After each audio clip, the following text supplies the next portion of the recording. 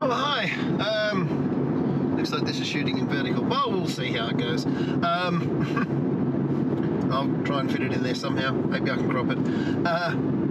So, I've run out of radio reception, and before I put on some good old prog, I thought I might take the opportunity to have a bit of a chat about this particular trip. I'm going to the same destination that I went the last trip away. Very different weather in a very short period of time. It's only been a few weeks, and yet we've gone from 30 plus degree days, and today we're sitting on 21, and we're heading for a minimum tonight of 6 degrees. So this is much more pleasant weather, although obviously when you get to the early morning parts of the shoot for astrophotography, it does get a little bit nippy. So I've brought my winter warmies with me. I'll go through my gear when I get to where I'm camping. I've really packed a lot this particular trip. I'm just trying to work every bit of my gear on this trip, because we're getting a really good go at the full Milky Way arch and the Milky Way core coming up and being high in the sky. So we're going to have a good period of the night to get a lot of shooting in.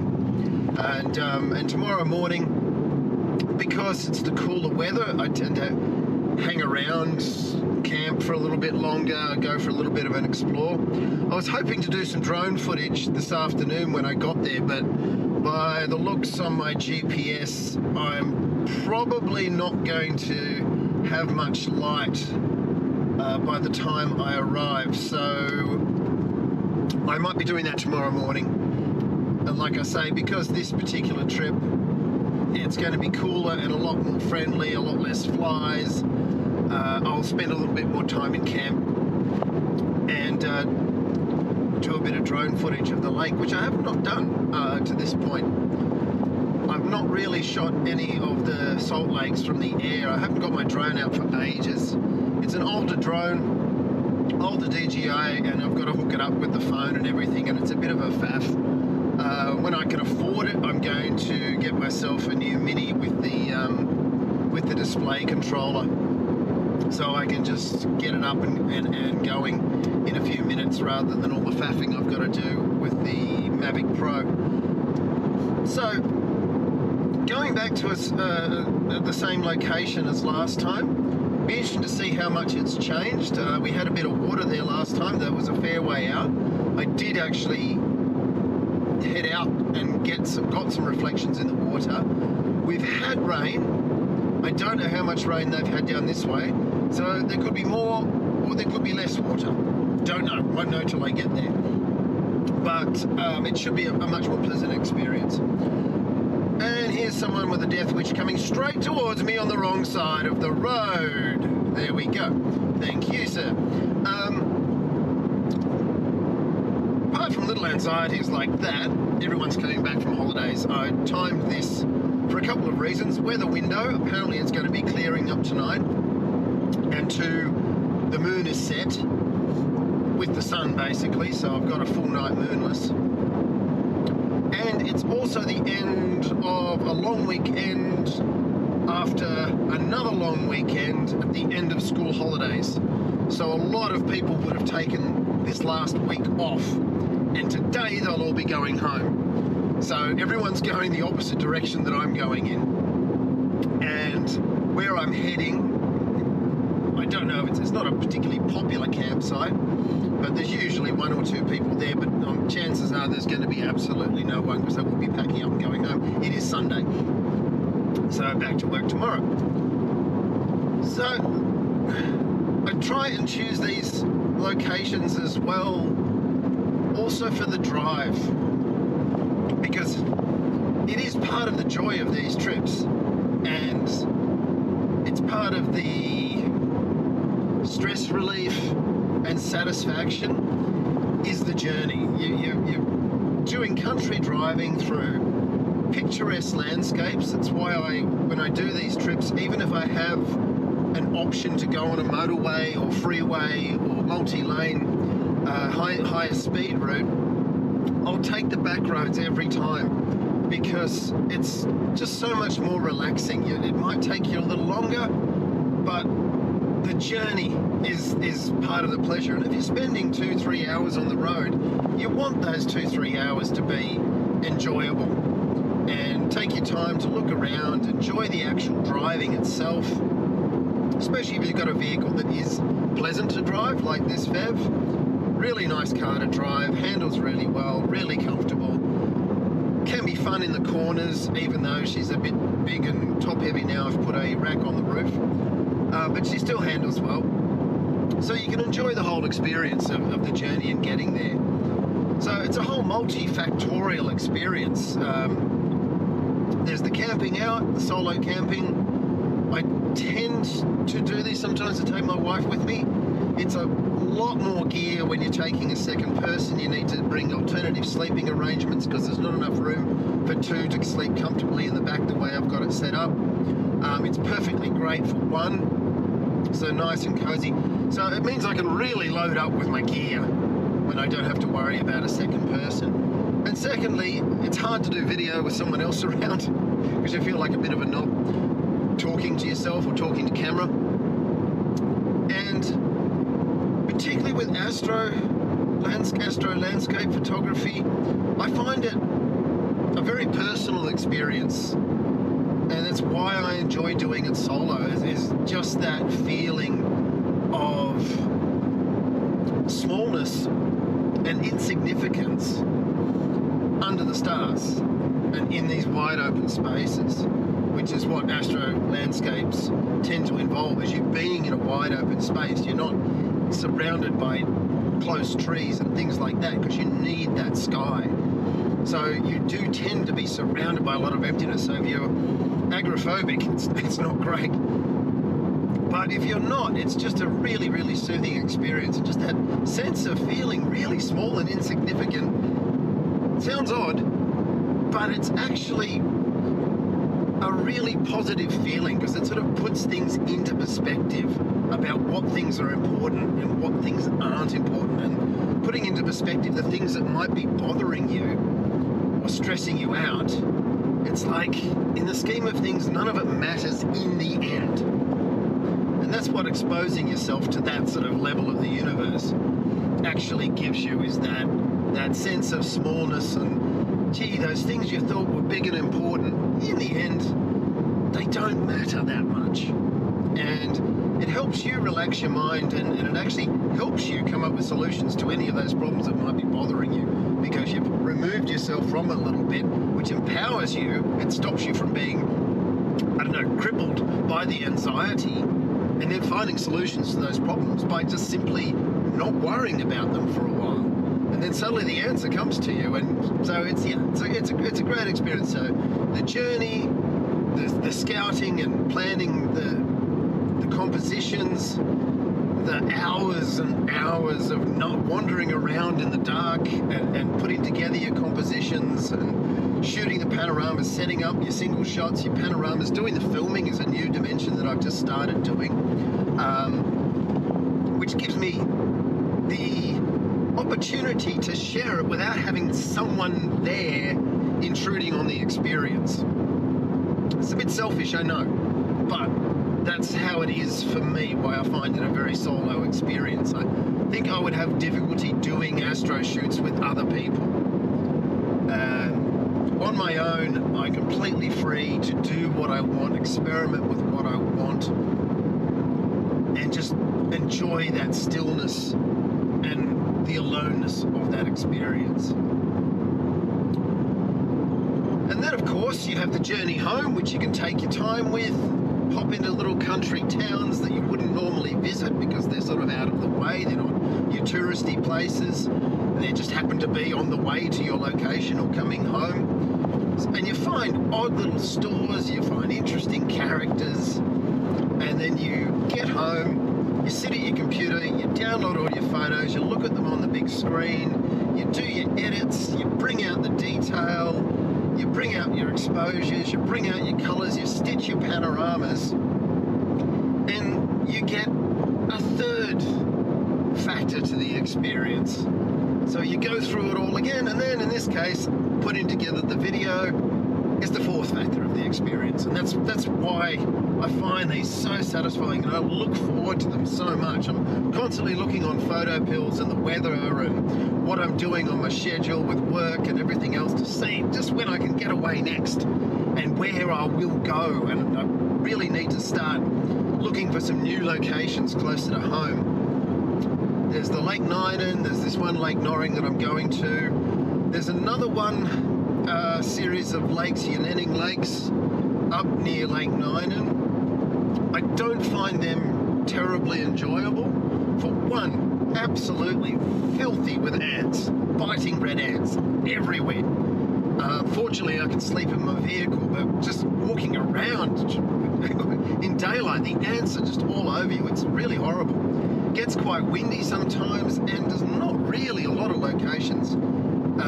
There's a big section of dead trees, or when I say a big section, there is a section of dead trees, but that's basically the only thing that's there.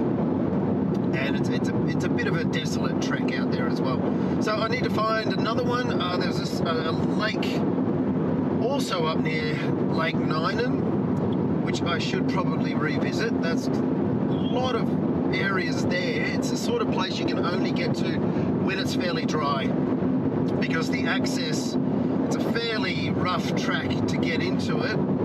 And when you get to the salt lake itself, where you start to get your dead trees and so forth, in the wetter seasons, that just goes absolutely slick and is undrivable, and unwalkable as well. So that one you've sort of got to be fairly confident that it's going to be dry enough to experience.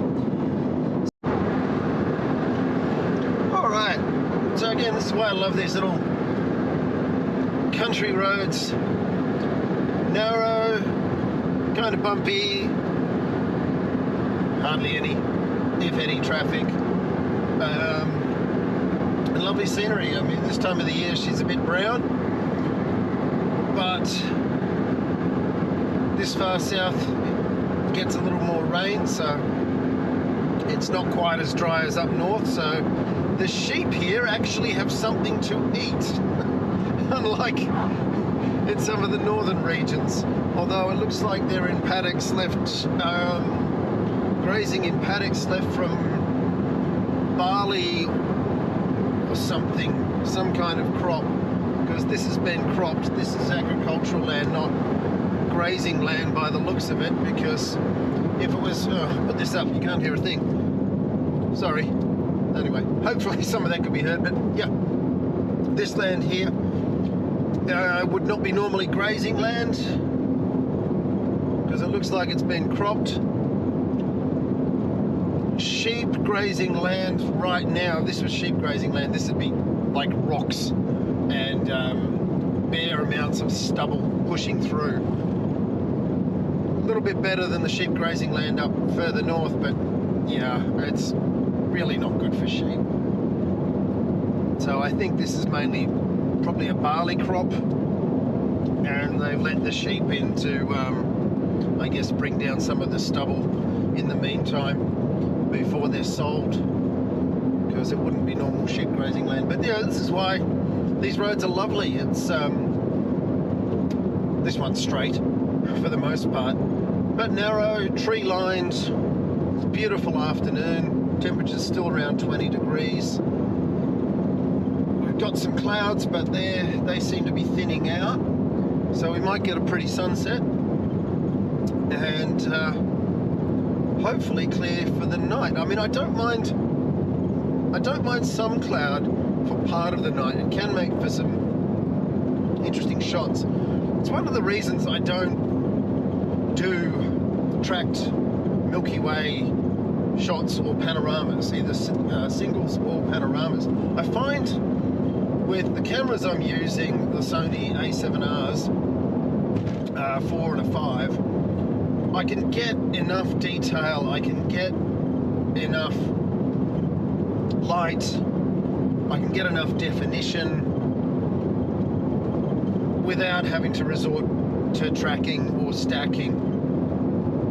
Particularly in these dark sky locations. That's why I seek out the dark sky locations. If it wasn't so dark, yeah, you'd probably have to stack to get something usable. But in a dark sky location, you can set your exposure and you can get beautiful, impactful Milky Ways. I don't have astro modded cameras either, so certain nebulosity I'm not going to pick up, so I'm not chasing it. And also, you know, this is just my way of thinking and my photography. I've always found this, that if you're going to if you're tempted to track or stack, there's a tension between getting that detail out of the Milky Way and getting an honest integration with the landscape that it's interacting with.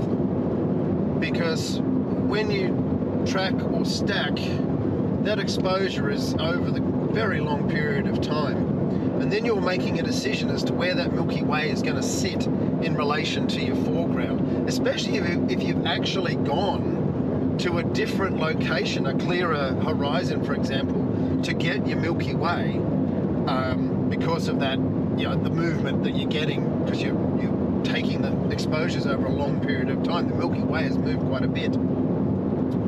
So you're tempted to get a very clear sky for that. And then you're reintegrating it back with a foreground where you assumed is how it would look. But you're kind of guessing. And it isn't how the Milky Way looked in that particular spot, not really. Not to my way of thinking anyway. And I feel the art for me, just for me, the art for me is to find that spot and line it up like you would any other composition there, in situ, in camera, and getting that exposure down. Also, it means, I've mentioned this before in previous videos, I'm greedy and I want to get a lot of compositions in one night. And when you're stacking or tracking, it takes such a long time, you're really limiting the number of compositions you can fit in that time frame, especially if you've got narrow weather windows or you've got, you know, limited time schedules. If you could go out every night, every day of the week kind of thing, and I guess it's not an issue and it's not a big distance to travel. But when you've traveled 2, 3, 4 hours and you've got one night, for me, I want to get as many compositions as I can, because I'm not going to be certain until I get back home and stitch them together which ones I like the most. You can pre-visualize to a degree. You can use photo pills and so forth. I'm trying a new app actually, I can't remember the name of it, but I'm trying a new one as well. But you're never quite sure how it's going to come together as a panorama, especially if you're shooting with relatively wide-angle lenses, which I use. I mean, I'm shooting either a 14mm, sometimes I crop that to 20 in camera, using the APS mode in my Sonys, or I'm using a 24mm. So they're all fairly wide focal lengths, and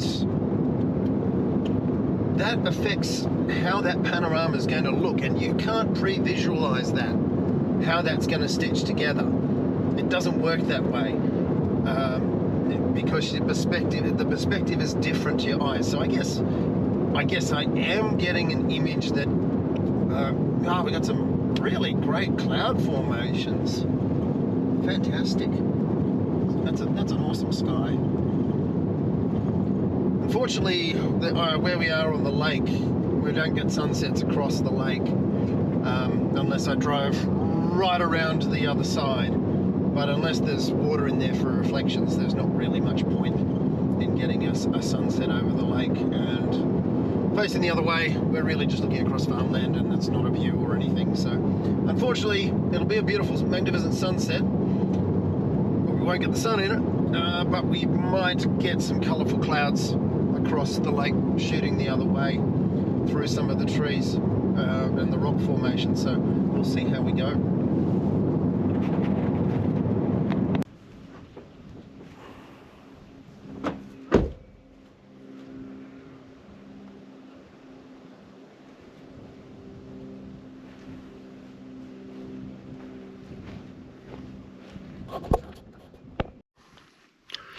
Right, So, got myself a nice little posse.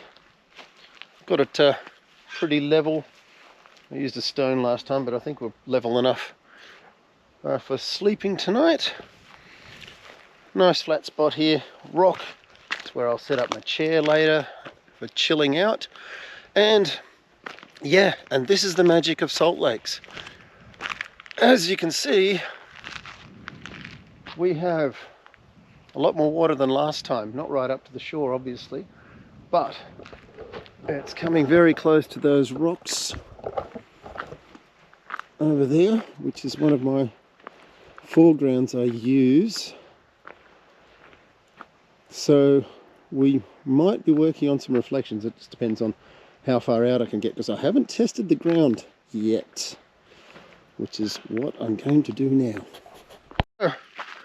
What I'm doing is I'm finding little locations during daylight that I can come back to tonight for either single shots or Milky Way or a panorama. So something like this lone tree, because it's isolated. So what I do is I use my good old Garmin watch here, and I'm in hunt mode. And what I'm hunting for is locations. So go into hunt mode, save location. Yeah, we'll call this a deer. I don't hunt. All I'm hunting for is compositions. So what it means is tonight, when I'm stumbling around in the dark, or by torchlight where everything looks different, I can track back on this to the spots that I thought might be interesting as I was scouting during daylight. So, and yeah, I might come back and I look at it and I see how it lines up and decide, yeah, it's not going to work, but at least it gives me a starting point. Now, this here could be interesting. Just this weird little patch of reflective water. So, and again, we've got some logs and stuff in front. I mean, it's obviously very, yeah, I don't know how it'll work, but that's the thing. I can come back, have a look at it during the night, maybe take a shot or two, save location. Another deer. And yeah, we'll keep doing that because we've still got this area down here to go through and check out. Wandered through all of the most accessible and nice locations. We've actually got some nice texture out there as well. Shame about the tyre tracks. And I've marked them all down. I've marked deer for potential panorama site and deer scratchings for potential time lapse or star trails. Yeah, something, a more singular object, or where I might do a single shot. So that way I can sort of tell myself what the various locations will be for. I might just mark another one out here. Nice spot for star trails. And we've got this beautiful texture on the ground where it's almost like ice or snow. So yeah, we don't have snow in WA, but we got plenty of salt.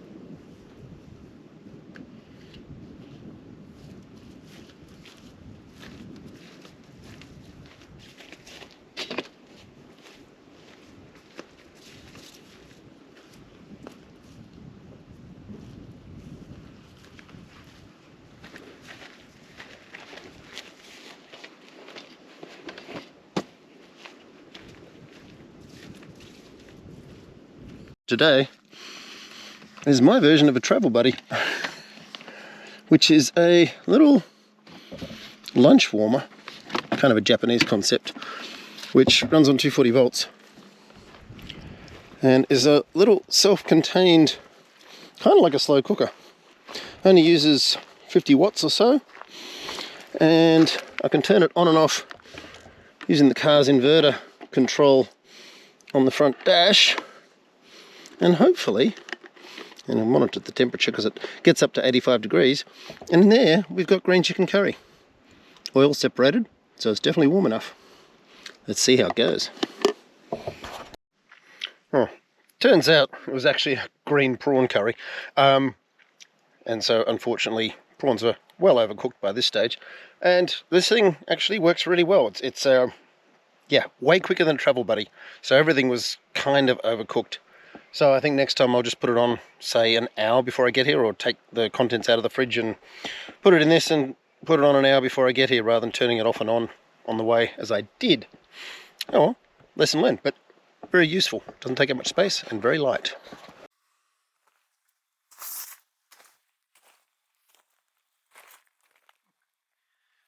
Okay, my lighting consists of my torch wedged in a tree, because I didn't actually plan to film, but I've done all of, well, at least first session of time lapses and star trails, and I've also come all the way along the shore and done all the single shots that I could envisage and try out. And it's something, while you're waiting for the full Milky Way core to rise and your panorama to orient, which I'm waiting for, is for it to come around and come across more towards the east, so I can shoot across the lake and get the compositions without the tree line coming back off the farmlands there. But what that does, like I said earlier on, is when you're trying to pre-visualize something using photo pills or something like that, you're not really seeing what you're going to get, and you're not seeing what it's going to look like with how the light's affecting the foreground. And when you actually come along and do those single shots, you find compositions and the landscape that just springs out. So it actually gives you a guide to where then to set up your panoramas. And I've just found a spot here which is going to make a great panorama, which when I came and scouted earlier on, I didn't actually consider it. But now, after taking a few shots and seeing how the Milky Way is going to come around, hopefully I don't leave big footprints and spoil it, but I'm seeing how the trees are going to line up. There's certain sections of rock that look uninteresting during the day, but at night, with the shadows coming through, are just so much, add an alien type landscape. And incorporating those now into the panoramas, it means I've got more information about how to set up my panoramas. Now, I mentioned earlier on as well about gear, and in a previous video I mentioned having a vest, a photographer's vest, or whatever. You know, it could be a hunting vest, a fishing vest, whatever. This one I think is actually designed to be a photographer's vest.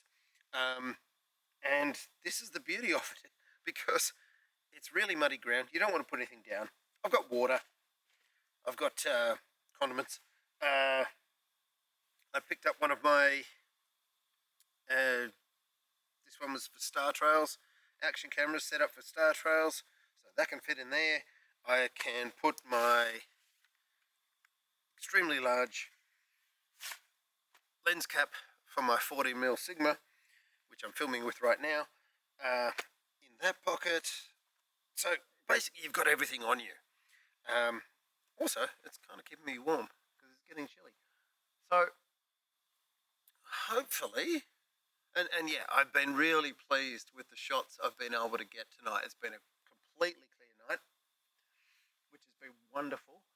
And the Milky Way is coming around. It's going to be a great orientation.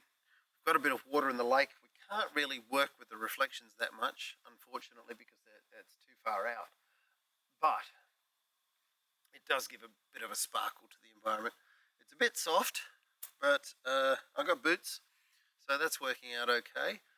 And we've pretty much got the place to ourselves without too much light coming around the place. So all in all, it's going to be a really productive evening, I think, because we're only 10:45. The night is young and the Milky Way has a lot more to give. So it's going to be a really busy night.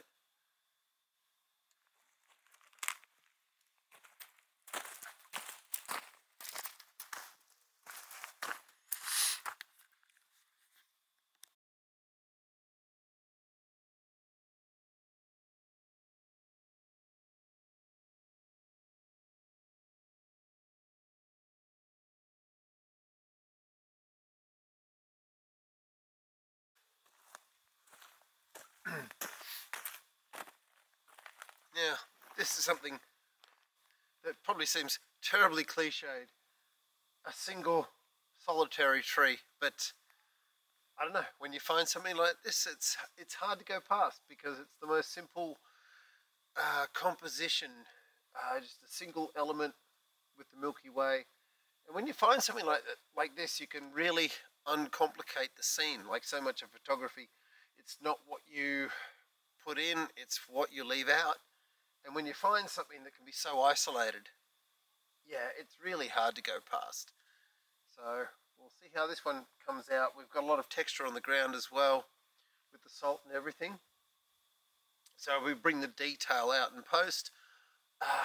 Yeah, this could be a really nice simple shot. So we're going to keep moving down and get some more.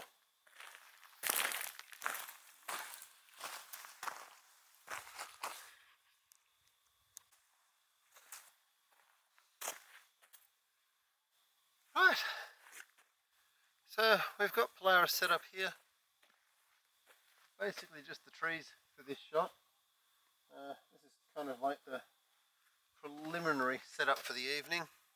So you can see everything's in focus.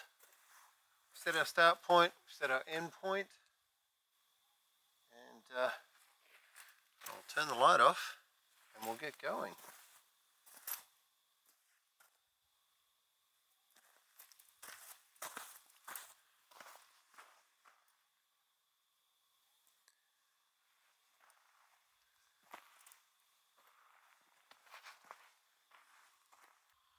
So it begins, and Polaris does its job, and this is where the magic happens. This is after all the running around earlier in the evening and grabbing all the shots and the single shots and picking the locations and everything else.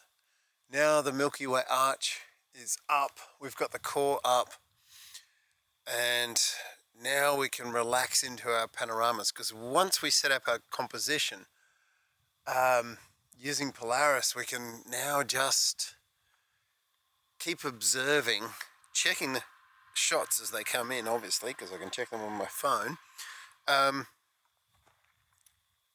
Make sure that we're getting what we want, but otherwise just think about how to either improve this composition or move on to the next. So either way, it all works out really well. And like I say, this is where the magic happens. This is where you get to just stand back and experience it and be under the sky once again. It's beautiful.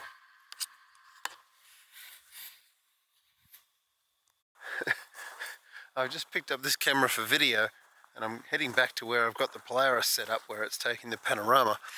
And this is quite often how I move through the night in these locations, because I've got Polaris set up, and the last thing I want is a bright torchlight spoiling my exposure.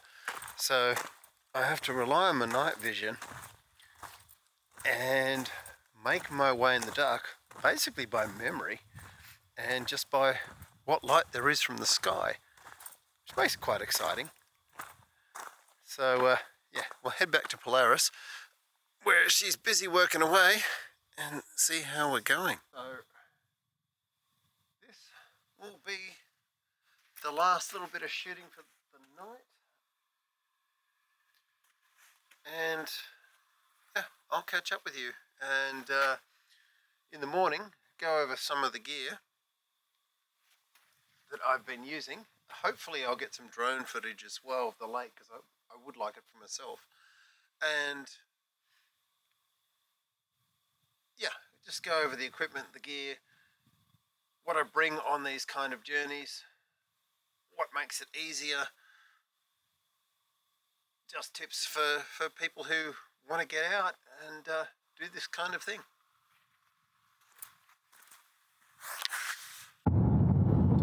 Okay, I have replenished myself with a, oh, I don't think you can see me. There we go. I have replenished myself with a country town bakery pie. Pepper steak is always the test. It's a beauty. I think they were freshly baked this morning. So that was a really successful evening of astrophotography for me. Last time I was here, I wasn't entirely satisfied with what I captured. I don't know. I think I rushed. I think I waited too long before I went out to start taking the panoramas, and it was really high in the sky, and I had some technical issues. And I wasn't happy with my compositions once I got back home. Even the following morning, I was pretty jaded with what I'd taken. This time round though, I just feel like I got so many shots in the bag. I took a heap of single shots. I think sometimes in our efforts to get these wonderful Milky Way panoramas, we kind of neglect the smaller, simpler shots. Which, yeah, I mean, that's before we started doing panoramas, that's what we were doing. And they also help train your eye for the compositions for when you set up for your panoramas a little bit later, when you're trying to go for the Milky Way core up nice and high.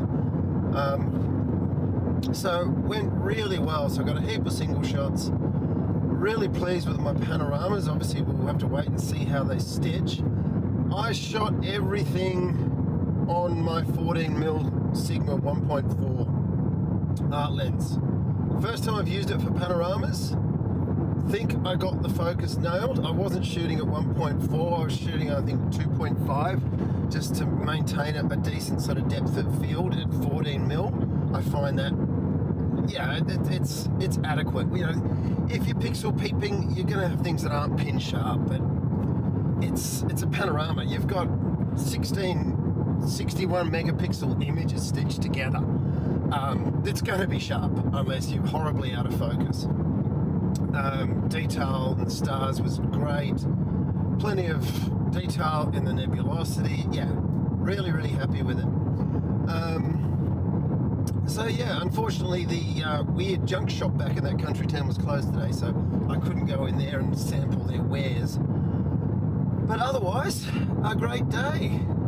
Oh, sorry, a great night. And a beautiful day. What are we sitting at? 18 degrees. Last time I was here, that was only a few weeks ago, it was already over 30 degrees. Yeah, not pleasant at all. So a much more pleasant drive home. Oh, I might throw in a gratuitous plug for this stuff that we get here in WA. It's a local brand. Brown's Chill and Protein. Sugar-free and 30 grams of protein and caffeine. Perfect road trip beverage. I highly recommend them.